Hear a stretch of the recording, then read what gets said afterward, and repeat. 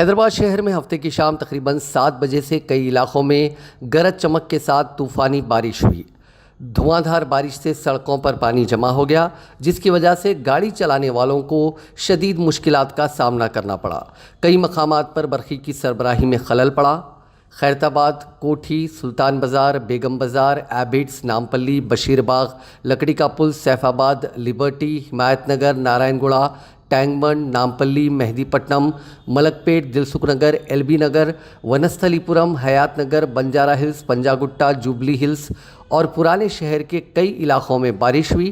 بارش کا سلسلہ موٹر سائیکل راں اور دیگر افراد بارش سے بچنے کے لیے میٹرو فلائی اوور اور دیگر فلائی اوورز کے نیچے ٹھہرے رہے، جس کی وجہ سے وہاں پر ٹریفک جام ہو گئی۔ حیدرآباد کے محکمہ موسمیات کے عہدیداروں نے آئندہ 2 دن تک ریاست کے مختلف مقامات پر شدید بارش کی پیش قیاسی کی ہے۔